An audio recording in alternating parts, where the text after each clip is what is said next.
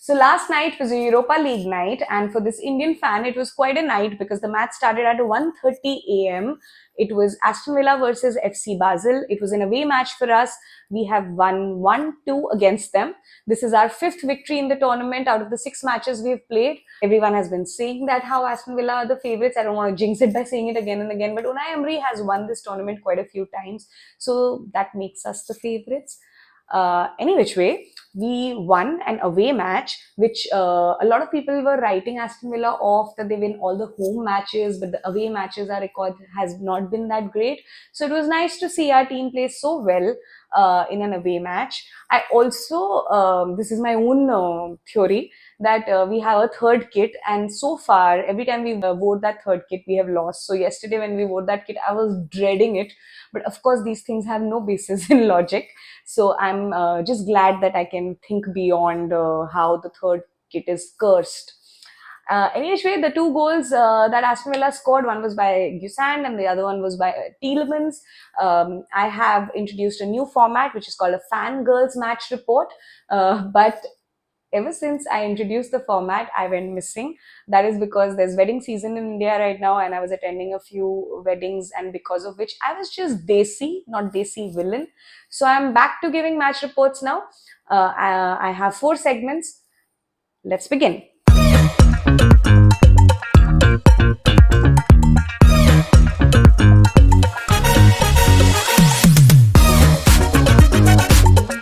My first segment is called I Screamed When. Now, it has to be a footballing moment, I know, but in yesterday's match, the moment I screamed at had nothing to do with football. We were playing FC Basel, which is a Swiss club. Now, very early into the match, the camera turns towards the audience, and there's a certain special someone sitting there. Any guesses? Any guesses? Any guesses? Drum roll! It was Roger Federer. Oh my god, I lost my mind. I was so happy to see him. Of course, he was there to support his Swiss club, but how does it matter? He's just such a beautiful sports person, and it was so nice to see him watch the same match that I was watching. I'm glad that he has taken notice of my favorite club because we ended up winning also. And this delightful feeling that this Aston Villa fan had is extremely contagious because after the match, every Aston Villa player has gone and gotten a picture clicked with Roger Federer, which also goes on to show how well respected and loved this man is. So, yeah, I was very happy he was there at yesterday's match. My next segment is called I Had to Google This. So, because I'm a new football fan, there are a lot of times I have to Google certain terms or certain stats, and I'm with every match growing as a football fan. So, yesterday, Tielemans comes, he was on the bench, and 7 minutes into him coming in, he scores the second goal for us. That's the goal that made us win the match by the end of it. So, there was a certain doubt in my head that let me check that how many times for Aston Villa has a person from the bench come and soon into them coming on the field, they've scored a goal and that has made us win a match. So I checked all the stats, but like the most iconic ones have to be that before this, the Arsenal match that we won, oh my God, it was such a great match.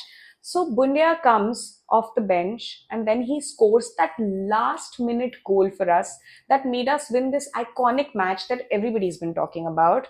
So he came off the bench. Then before that, in Brighton's match, 35 seconds into Malin coming on the field, he scored a goal and that was the goal that made us win against Brighton as well.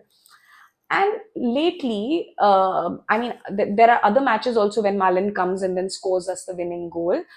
So what this makes me understand is that how well Unai Emery is using his bench, like his strategy with when to bring what player into the field is just working wonders for our team. Because what does this say? Like every time he decides to bring in some player, they elevate the game, they take it to his vision, and it has given us 8 victories back to back. So, other than being a great manager who is using the team well, one thing that is standing out to me is how well is he using our bench, and I'm just amazed. My third segment is called This Gave Me Hope. Now, FC Basel, when the team was being introduced, I don't know much about the team from the past. So the commentators introduced it as a very tough match for Aston Villa because they have won seven of their back to back home matches. And I also know that Aston Villa is not very good in their away matches. I mean, so far that had been the record. So yeah, but they did say that Aston Villa came with wings. And there was a air to their stride because they've been winning some very tough matches in EPL as well. So everybody thought that this was quite a neck to neck match in terms of stats and talent, and we won. So this gives me hope in the sense that when you are faced against with a team much like yours in terms of how they've been performing, yet because of the confidence on which you've been riding, you were able to go beyond the narrative and win an away match. So that made me very glad. Yeah, so that's what gave me hope. My fourth segment is called My Therapist is Going to Hear About This. So now, this is one thing that has always bothered me about football ever since I started watching EPL. Is that the amount of disparity that remains in the sport in terms of how a club is covered and how the sports journalists talk about it.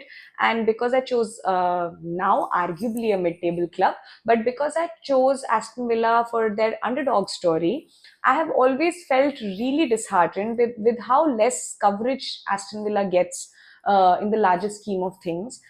Another strange thing that happens is, at least in India, whenever they're cutting highlights on Hotstar and then on Sony Live, the bigger teams, by bigger teams, I mean the big six or big four, whatever, they get highlights that are as long as 7 to 8 minutes, and Aston Villa's highlights will always be like 2 3 minutes. I don't even know like what goes from a platform if they cut a bigger highlight for our team. And this kind of disparity exists at every level. Any which way, Aston Villa has been performing really well ever since our transfer window shut. Like that was a dark time, but since then, Aston Villa has been consistently performing well. And it's not just the easy matches. Like if one studies their sport and watches it like an Aston Villa fan watches, they have been noticing the good football that Unai Emery is making our team play. How with such less expenditure, we've created a team that is beating some of the top teams of EPL, and we are at the third position, and there is already talks about how we're going to be title contenders and all of that. But when did this discussion start? It only started when we beat Arsenal in a match. Now, other than in terms of how big and successful the team is, and that's why we're getting all the attention because we beat them. I also feel that Arsenal is a big popular club. It is one of the big six. So before this, when we were performing really well, there was no attention on us, and suddenly all eyes are on us. Like Atlantic is doing an article on us. They did a video also. Suddenly, there are people like Unai Emery is the most underrated manager, and like they talk about how good Aston Villa's team is, and already the talks around how we could be title contenders. People are comparing our season to Leicester City's season when they won EPL. So all of this talk started after Arsenal's match. Like we've been doing so well for so long. Unai Emery is of course an underrated coach. He has been doing well since last 3 4 seasons for this team, and now you decide to talk about him. So this disparity really troubles me. And yes, my therapist is going to hear about this, but also somewhere deep down I'm very worried with so much attention on our team, because that's again just a superstition I have. Like, I like how we were silently working towards each victory, and suddenly after the Arsenal win, there is a lot of attention on us. I hope that we are able to ride on the confidence that this team feels. This team is all vibes, man. We are so dogged. We have had no big signings this transfer when the transfer window started, and we some of our older players are the ones who always score these goals. Tielemans, who's given such great performance, is actually a free transfer for us. So I feel that a victory of a team like this should make everybody happy about football, because lately so many talks are about money and what gets pumped in. And here you have a team with such less expenditure and such sincere players who are committed to the football that Unai Emery wants them to play, and we've been doing very well. So yeah, this is the Fangirls Match Report. I hope you're liking this format. Please leave a comment to tell me if this works for you, and yeah, also let me know how I can make this better. Our next match is with West Ham, up the Villa. I hope we keep the winning streak going. Good night.